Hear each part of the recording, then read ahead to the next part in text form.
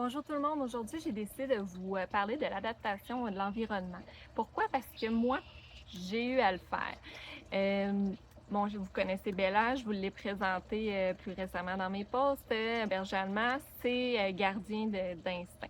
Alors, moi, en habitant à côté d'un chemin piétonnier, puis vu que ma maison est une construction neuve, j'ai pas de headset qui fait qu'on a plus d'intimité. Alors, il fallait trouver une solution pour minimiser le stress de Bella. Parce que veut pas, de toujours avoir constamment des personnes qui passent, des chiens qui passent, tout ça. Bon, ben, avec certaines races de chiens, ça cliquait un peu moins. D'autres, ben, elles jouaient à travers la clôture, puis ça. Puis d'autres, bon, ben, des fois, c'est les gens qui avaient des mauvais comportements avec elle, puis qui faisaient exprès pour la faire choquer. Fait que oui, on avait fait tout le processus éducationnel qui aidait grandement, mais veut pas, on peut pas contrôler ce que les autres ils font de l'autre côté de la clôture.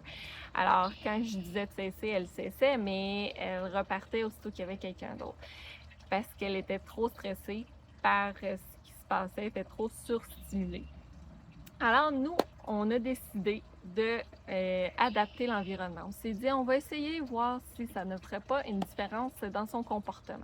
Et ce qu'on a fait, c'est qu'on a décidé de prendre une toile géotextile, vu qu'elle est opaque, et on l'a installée sur la clôture, ce qui donne cela.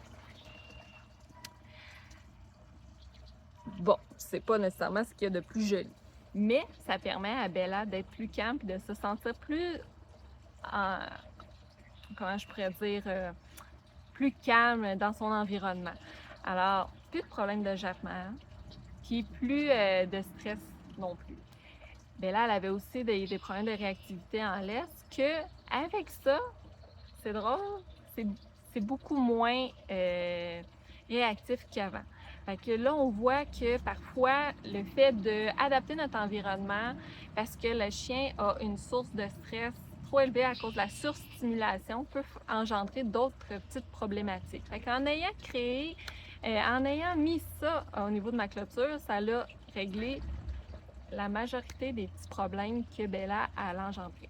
Fait que parfois, c'est juste le fait d'adapter notre environnement pour que notre chien se sente mieux fait en sorte que la majorité des comportements, ils sont, euh, ils vont être réduits. Je ne suis pas en train de dire que juste en faisant ça, votre chien va arrêter de japper, mais ça peut être une façon de l'apaiser. Exemple, votre chien, il se met à côté de la fenêtre, puis à toutes les fois qu'il y a un passant, il jappe.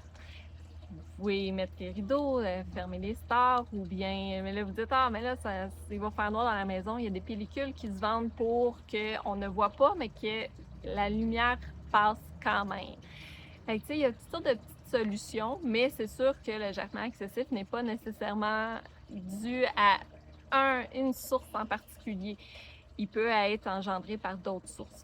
D'où l'importance de se faire aider par un intervenant, éducateur, comportementaliste, canin, qui va pouvoir vous monter un programme puis vous donner des solutions à tout ça. Mais l'adaptation à l'environnement peut être une étape à faire avant tout, voir si ça ne va pas minimiser les mauvais comportements. Alors là-dessus, je vous laisse et je vous invite à continuer à me suivre. Justement, dans les prochaines semaines, je devrais avoir un post sur le jappement excessif pour vous aider. Vous pouvez me contacter par Messenger ou via mon site internet canidé.ca. Ça va me faire plaisir de venir vous aider. Au revoir, bonne journée!